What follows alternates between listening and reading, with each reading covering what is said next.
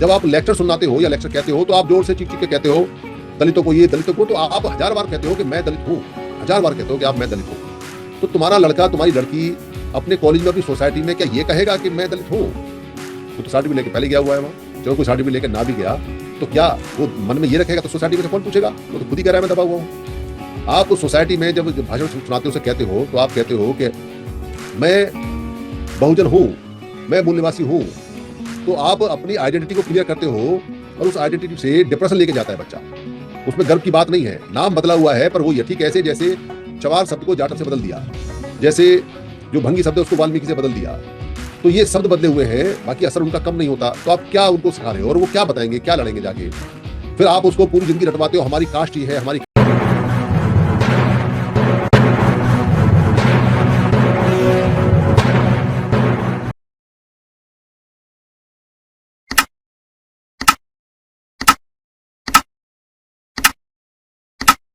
जो हमारे कुछ पुराने जो साथी, जो मुझसे उम्र में बड़े हैं, वही 70 के, कोई 80 के, उनमें से एक साथी का फोन आया, करीब 80 प्लस के हैं वो। बड़ी मेहनत उन्होंने की। ग्रुप हमारा काफी कर्मठ रहा और 2-2, 4-4, 10-10 रुपए इकट्ठे करके एक कम्युनिटी हॉल, एक कम्युनिटी धम्म का स्थान बनाया। मैं मेंबर हूं उसका। तो उसमें जो लोग काम करते थे, उसमें विरोध में भी लोग होते हैं, सहयोग में भी होते हैं। सारे मिलके कमेटी में रहते हैं पर एक दूसरे के विरोध में होते हैं। कुछ कमीशन वगैरह खाने का इंटरेस्ट भी रखते हैं, किसी को प्रधान विधान बनने का, किसी को कैशियर बनने का, वो सब चलता रहता है। तो क्योंकि वहां जुड़े हुए उम्र बीत गई, तो मैंने बहुत पहले उनको कहा कि भाई हम बड़ा काम कर सकते हैं और बड़े काम की शुरुआत यहां से कर सकते हैं। कुछ लोगों ने सहयोग किया, कुछ लोगों ने जम के विरोध किया।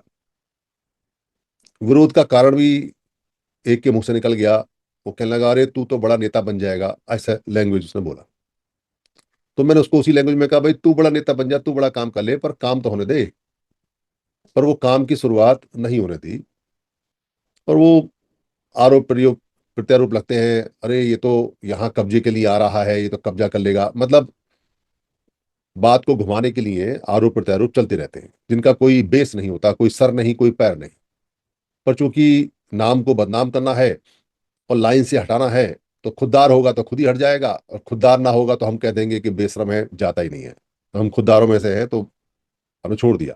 मेंबरशिप का पैसा हर साल देते रहे, तुमको जो करना है करते रहो। तो आज उनमें से एक का फोन आया, और फोन आने के बाद अब चूंकि उन सबकी उम्र ही 70, 75, 80 साल हो गई, तो कहते थे आप आते नहीं, दुनिया में घूमते हो, सब काम करते हो, उधर नहीं आते। उनमें से 2-4 विरोधी थे, वो टपक गए, मर गए। मुझे पता नहीं चला। तो मैंने पूछा वो है क्या? कह रहे वो तो मर गया। वो है क्या? कह रहे वो भी मर गया। अच्छा। तो वहां बातचीत में उनके चेहरे पे मायूसी थी।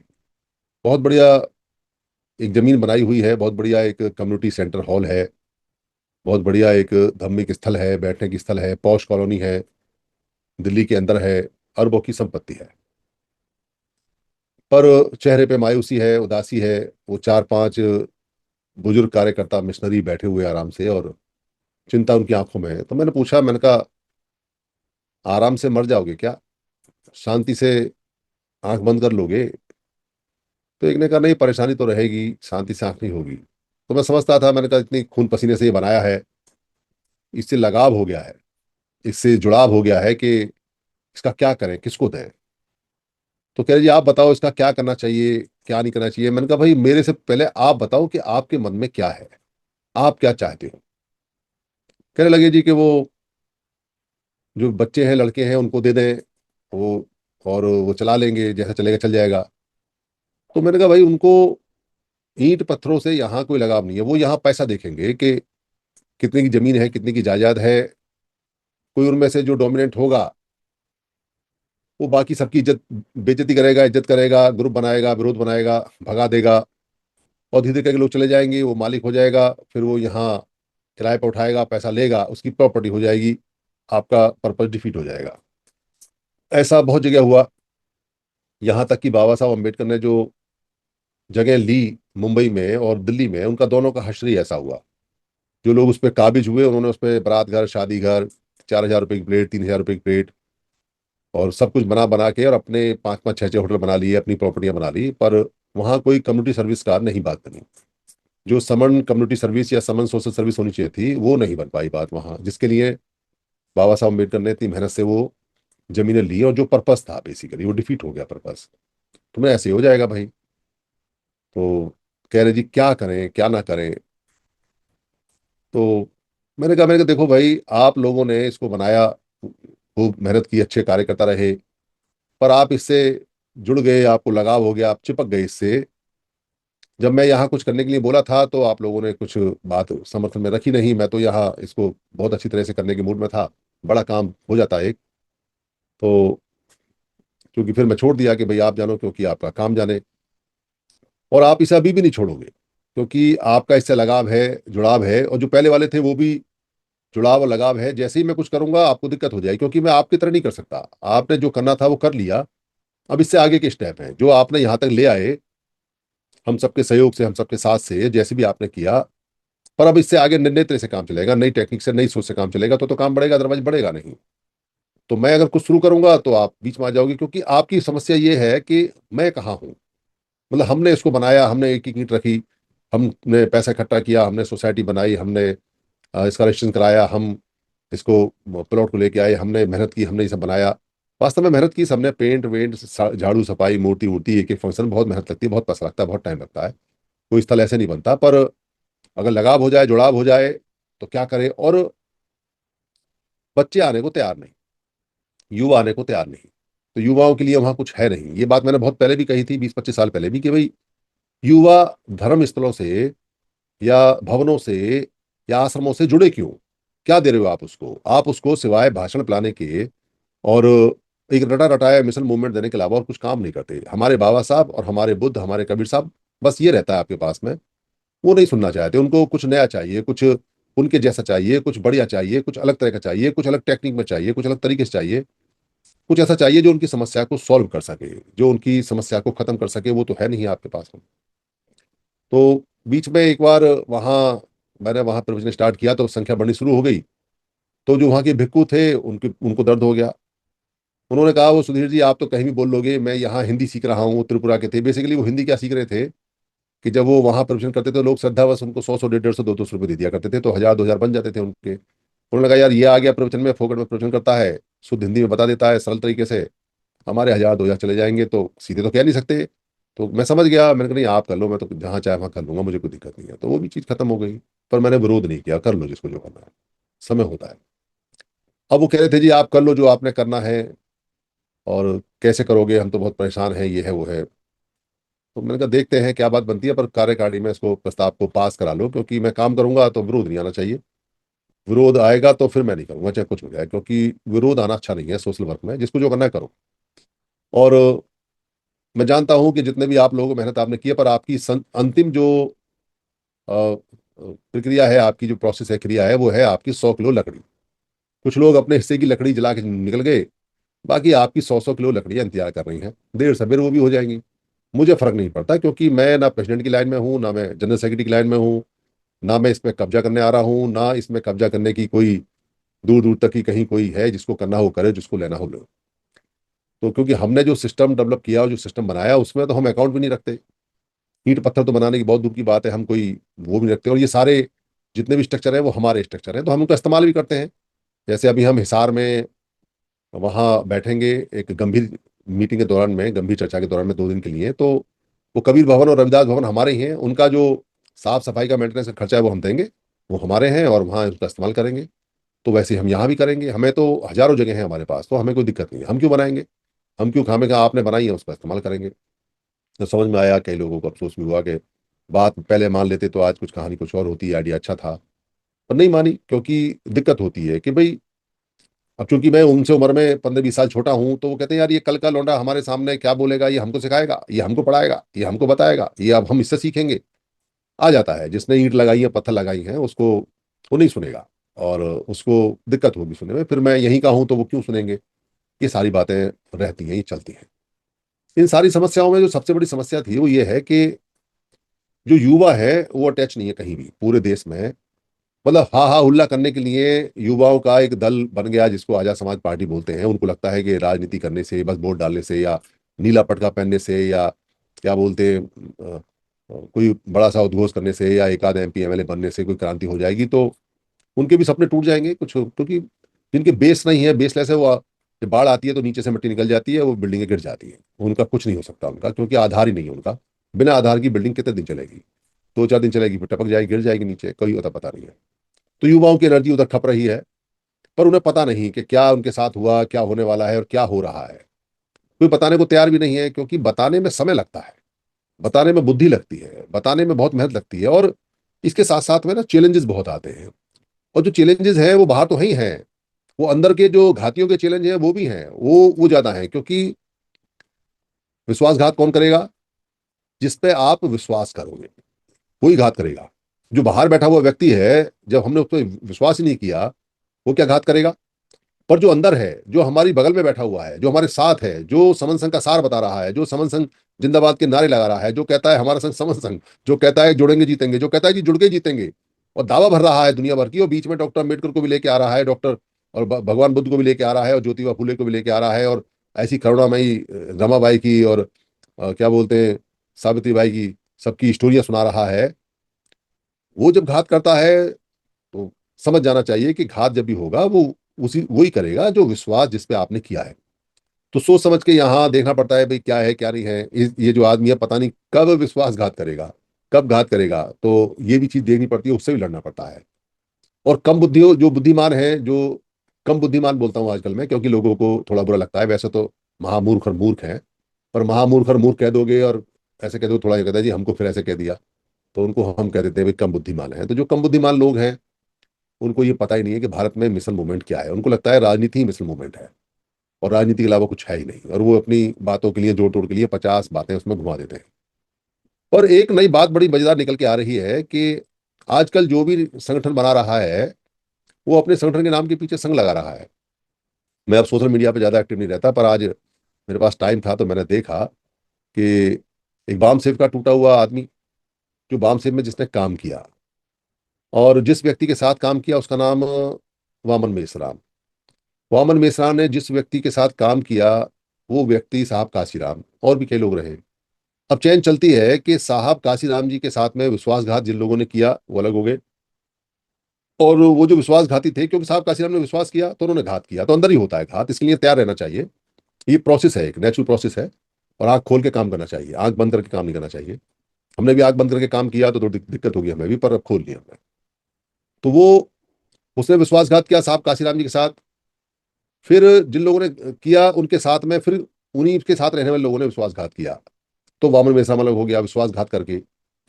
और वामन मेश्राम के साथ में कुछ लोग आए, जुड़े, काम किया, उन लोगों ने वामन मेश्राम के साथ विश्वासघात किया, वो अलग हो गए। उसका उनमें से एक का नाम है विलास खैरात।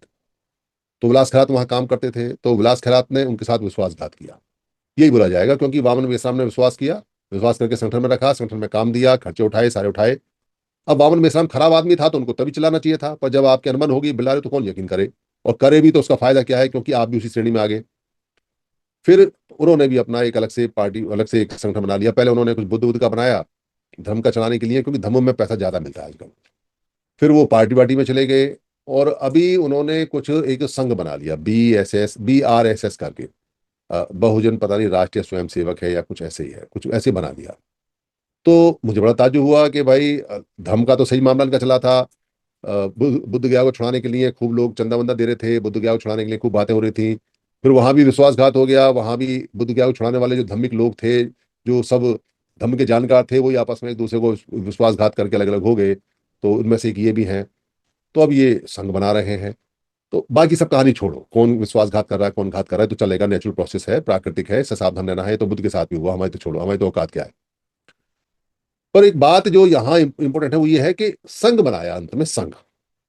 और भी कई लोग हैं जो संघ बना रहे हैं। संघ मतलब समन संघ में जो पॉलिसीज हैं, जो हम बता रहे हैं, वो इतनी मारक हैं और इतनी सफल हैं कि उसका विरोध तो कोई कर नहीं सकता। और कोई विरोध करे, तर्क करे, तो ऐसे बहुत तर्क करने वाले अच्छे अच्छे आए, अच्छे अच्छे आए, मतलब जो फन्ने खां, जिनको ये गुरूर था कि हम यहाँ कमियां निकालेंगे, हम यहाँ ऐसा कर देंगे, हम वैसा कर देंगे, वो भी चारों खाने चित्त होके गए। हम बहुत सम्मान के साथ गर्व से बोलते हैं इस बात को, मतलब सम्मान के साथ गर्व के साथ बोलते हैं कि उस चारों खाने चित्त होके गए।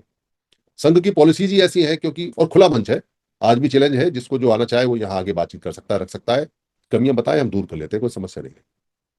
तो वो जो जितने भी लोग यहाँ आए, फन्ने खां जितने भी आए, वो सारे के सारे संघ की पॉलिसीज को जब डिफीट नहीं कर पाए तो एक्सेप्ट करके गए।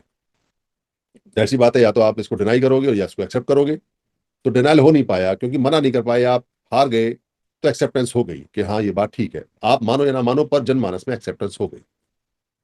उस एक्सेप्टेंस के कारण ही जो नेता टाइप के लोग हैं, उन्होंने संघं शरणं गच्छामि नहीं बोला, समण संघं गच्छामि नहीं बोला, बल्कि अपने अपने संगठनों में संघ जोड़ लिया। उनको लगा कि संघ देख के लोग रुके रहेंगे, टिके रहेंगे, एक नया ट्रेंड है। और हमें गर्व से कहना चाहिए कि ये ट्रेंड समन संघ के कारण है, कि हर व्यक्ति संघ की बात कर रहा है या संघ का पुंछड़ा लगा रहा है। इससे पहले मुझे अच्छी तरह याद है, करीब 18 में 19 में, 17 18 19 में, जब ये 15 से हुआ था स्टार्ट, जब हमने नवंबर में 26 नवंबर में पहली बार संसद भवन पे, इंडिया गेट के अंदर, इंडिया गेट पर जो रोड है वहां, जब हमने संविधान दिवस मनाने का कार्यक्रम शुरू किया, तो उसके खूब हमने प्रचार प्रसार किया व्हाट्सएप वगैरह से। तो उस साल कार्यक्रम लगे, पर अगले साल हमने और प्रचार किया। तो अगले साल लोगों में कंपटीशन हो गया कि हम भी करेंगे, हम भी करेंगे, हम भी करेंगे, और उससे अगले साल और प्रचार किया। तो पूरे इंडिया में कार्यक्रम लगे। तो ट्रेंड बन गया कि हम भी संविधान दिवस मनाएंगे, मतलब संविधान दिवस पे और चंदा लेने का और हो गया। ऐसी आरक्षण बचाओ पे, जब आरक्षण बचाओ पे लोगों ने रैलियां, चंदे बंदे इकट्ठे करने शुरू किए, तो सब लोग आरक्षण बचाने पे निकल गए। मतलब ट्रेंड चलता है कि आजकल क्या चल रहा है उसी को जल्दी से कॉपी पेस्ट कर लो। कभी ऐसा ना हो कि चंदा कोई और ले जाए, सारा झगड़ा चंदे बंदे का, नेता वेता बनने का है। तो ये चलते रहते हैं। संविधान बचाओ का जो शुरू हुआ, तो हर एक आदमी संविधान बचाने में लग गया। अभी जो चुनाव आया, तो सबने कहा अरे ये 24 वाला चुनाव आखिरी है, इसी में लग जाओ सारे, तो सारे 24 वाले चुनाव में लगे, तो खत्म हो गया। मतलब लहर से चलती है, ट्रेंड से चलता है। तो समन संघ आजकल समन संघ की बात करता है, संघ की बात करता है, तो संघ का ट्रेंड चल रहा है अभी। इसका फायदा भी है, इसका नुकसान भी है, क्योंकि फायदा इसलिए है क्योंकि संघ तो एक ही होगा, और नुकसान ये है कि भाई अलग अलग संघ नहीं होते, संघ तो केवल एक होता है, और वही होता है जिसके 10 गोल्डन नियम होते हैं, और वो पुराना संघ है। तो फायदे और नुकसान चलते रहते हैं। पर संघ जा रहा है, साथ में समण शब्द भी जा रहा है, मतलब समण शब्द भी जा रहा है, संघ भी जा रहा है। तो वो जो बातचीत हमारी हो रही थी, उस बातचीत में यह आया कि भाई नौजवान क्यों नहीं जुड़ रहे हैं, नौजवान क्यों नहीं आ रहे, और वो कह रहे जी नौजवान तो आएंगे नहीं। वो सारे के सारे जो बुजुर्गवार लोग थे, सारे परेशान हैं कि भाई नौजवान नहीं आ रहे हैं। हमने जब समन संघ में यहाँ पॉलिसीज पे काम करना शुरू किया, तो एक पॉलिसीज बनाई। यहाँ कई लोगों ने ये ऐतराज किया, अरे ये पूरा परिवार इनका लगा था, इनका पूरा परिवार है जी, मतलब परिवारवाद का एक वो लगा दिया हमारे ऊपर कि भाई परिवार इनका काम कर रहा है, सारा परिवार इनका है। तो एक नियम बनाया, यहाँ लेके आए थे कि भाई संघ में परिवार लगाना अनिवार्य है। आपको, अगर आप संघ में परिवार को नहीं लगा रहे हो, तो आप अच्छे संघियों में नहीं हो, आप तो संगठन में हो, आप तो राजनीति में काम कर रहे हो। ये राजनीति में होता है अकेले अकेले व्यक्ति का जाना, संगठनों में होता है अकेले अकेले व्यक्ति का जाना। कहीं कोई मौका प्रस्तुत हो, फॉर्मेलिटी पूरी करनी हो, खाली औपचारिकता के लिए जाना होता है, तो अकेले अकेले जाना होता है। पर ये तो परिवार है, फैमिली है। यहाँ तो अगर आपका परिवार नहीं लग रहा है, तो यहाँ पूछा जाएगा कि भाई आपका लड़का कहाँ है, आपकी लड़की कहाँ है, आपकी आपकी पत्नी कहाँ है। आप जब आते हो कि संगति में, तो अकेले कैसे आ जाते हो हाथ हिलाते हुए। तो ये कोई पॉलिटिकल मंच थोड़ी है, ये कोई पैसे वैसे मिलने का मंच थोड़ी है, ये कोई अपॉर्चुनिटी मिलने का मंच थोड़ी है। ये तो सोसाइटी को स्ट्रेंथन करने का मंच है, सोसाइटी को मजबूत करने का मंच है, और हमेशा के लिए सोसाइटी को मजबूत करने का मंच है। तो क्या सोसाइटी में पत्नी और बच्चे नहीं आते क्या तुम्हारे? तो जो परिवारवाद का आरोप लगा रहे थे, वो अपना मुंह काला करके, घात करके निकल गए, भाग गए वो। अपने परिवार को तो लेके आए नहीं, और परिवारवाद का आरोप यहाँ लगाने चले आए ताकि यहाँ चीजें खराब हो जाए। तो परिवार लेके आना है, सबको परिवार लगाना है, और परिवार लगाना कंपलसरी है, ये संघ का नियम पास है। तो मैंने उनसे ये कहा कि भाई देखो, परिवार आ जाएंगे, ऐसा नहीं है कि आपके लड़के या आपके बच्चे नहीं आएंगे। दिक्कत क्या आ रही है? दिक्कत ये आ रही है कि आप उनको ऐसा क्या बताओ जो वो सोसाइटी से लड़ सके। आपके पास ऐसा क्या मटेरियल है जो आप उनको सिखाओ और बताओ, जिससे वो सोसाइटी में अपना सर ऊपर करके चल सकें। ये मटेरियल को देता नहीं। आप जितने भी बहुजन, दलित, मूल निवासी, फलाना ढिलाना, जितने भी ये मूवमेंट चल रही हैं, वो सारी मूवमेंटों में आप जब बात करते हो तो आपके चेहरे पे जो मायूसी है, जो आपके चेहरे पे कमजोरी है, जो आपके चेहरे पे उदासी है, जो आपको हीन भावना, इन्फिनिटी कॉम्प्लेक्स आता है आपके बॉडी और चेहरे पे, वो सारे लेक्चर सुन के आता है। जब आप लेक्चर सुनाते हो या लेक्चर कहते हो तो आप जोर से चीख चीख के कहते हो दलितों को, ये दलितों को, तो आप हजार बार कहते हो कि मैं दलित हूं। हजार बार कहते हो कि आप मैं दलित हूं। तो तुम्हारा लड़का, तुम्हारी लड़की अपने कॉलेज में, अपनी सोसाइटी में क्या ये कहेगा कि मैं दलित हूं? वो तो सर्टिफिकेट लेके पहले गया हुआ है वहां। चलो कोई सर्टिफिकेट लेके ना भी गया तो क्या वो मन में ये रखेगा? तो सोसाइटी में से कौन पूछेगा? वो तो खुद ही कह रहा है मैं दबा हुआ हूं।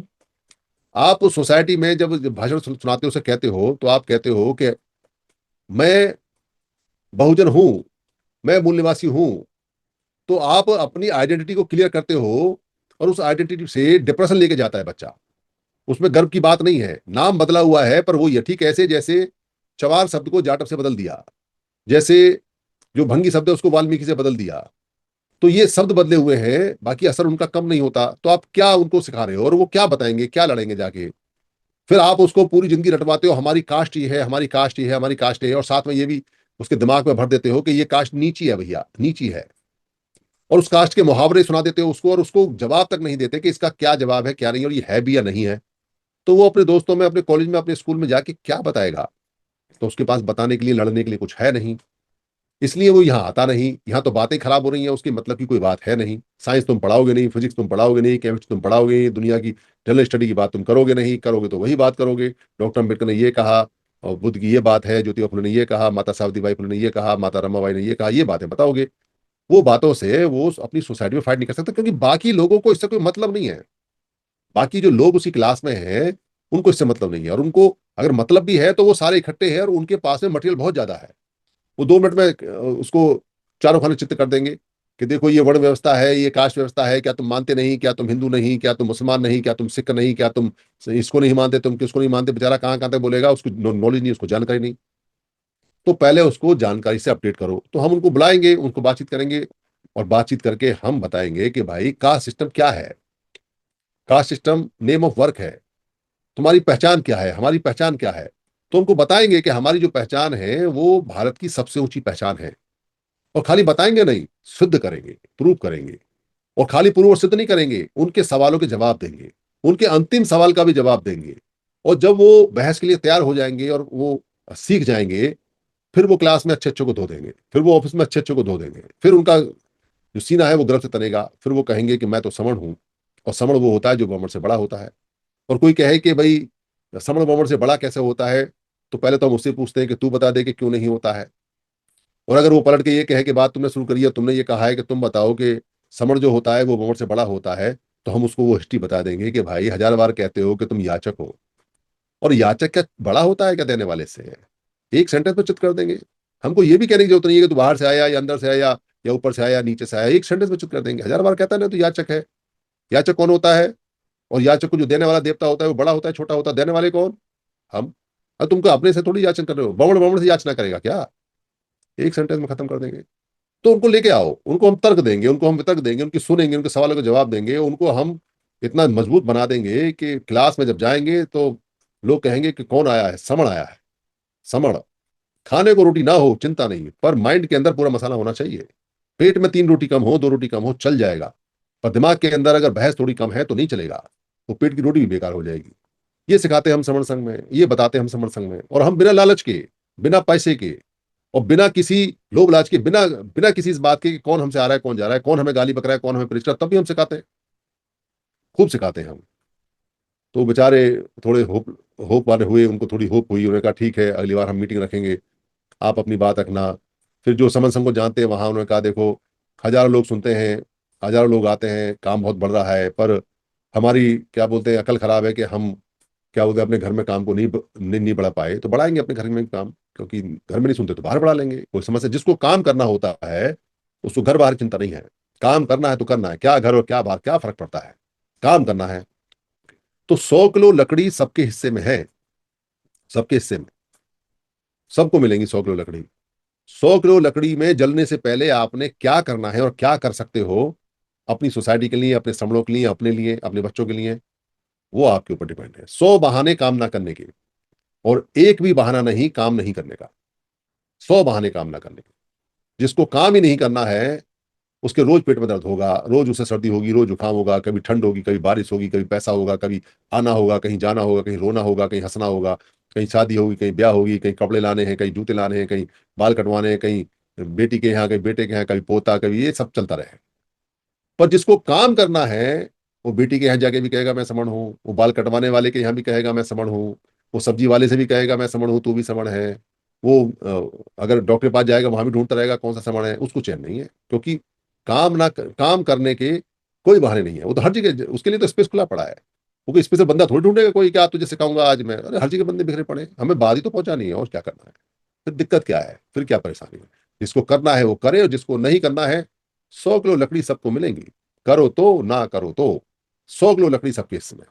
जिसको अपनी जिंदगी जैसे जीनी है वो जिए। किसी को सर उठा के जीना है तो बोले कि मैं समण हूं, और किसी को मरना ही गर्दन झुका के है। तो बहुत तोपची थे वो लोग जो आज सर झुका के बैठे हुए थे, बहुत तोपची। एक और मैं तो बहुत गालियां सुना सुना के आया अच्छी अच्छी तरह से। तो मुझे पता चला कि एक जो मुझसे क्या बोलते बदतमीजी करता था, लड़ता था, बाद में बताया कि जी वो इसलिए लड़ते थे, उसने लड़ते, तुम क्यों चुप रहे जब मैं काम तो अच्छा कर रहा था। मैंने काम तो खराब नहीं किया। मैं तो बहुत बड़ा काम करने के लिए यहाँ आया हुआ था, पर तुमने नहीं करने दिया, मैं क्या करूँ। तो कह रहे जी वो ऐसा बोला, वो मर गया तो 100 किलो लकड़ी लेके गया ना, इससे ज्यादा क्या लेके गया। कह रहे जी नहीं, वो स्टील का गेट जो था उसने 1 लाख में बनवाया, ये 60,000 का गेट था जो 1 लाख में, वो 40,000 रुपये भी ले गया, कमीशन खा के ले गया। मतलब ले जाते हैं लड़ने फोड़ने वाले लोग, जिनकी नीयत खराब है वो ऐसे ही करते हैं, उसको कोई क्या कर सकता है। पर तुम अपना हिसाब देखो भाई, 100 किलो लकड़ी में लिपटने से पहले, फूकने से पहले, जिसकी जो जिसको जो ताकत है और जो लगा सकता है अपना तन मन धन समय, जो भी कुछ लगा सकता है वो लगाए।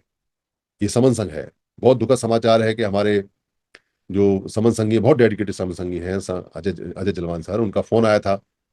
तो उन्होंने फोन पे, उनका फोन आया, मैं बिजी था, मैं फोन उठा नहीं पाया। फिर मेरी आदत है कि अगर मैं फोन ना उठा पाऊँ तो मिस कॉल के बाद में मैं फोन जरूर करता हूँ, चाहे भले ही थोड़ी देर से करूँ, पर फोन करता हूँ। तो मैंने उनको फोन किया। तो अब मेरे ध्यान में नहीं गया कि क्योंकि उनका फोन कभी यूजुअली उस समय नहीं आता जिस समय आया था। तो उनका फोन आया, फोन आने के बाद में थोड़ी माया तो कह रहे बहुत दुखद समाचार है, ऐसा वैसा, उनकी रो पड़े वो। लड़का इकलौता है, वैसे तो लड़की भी है।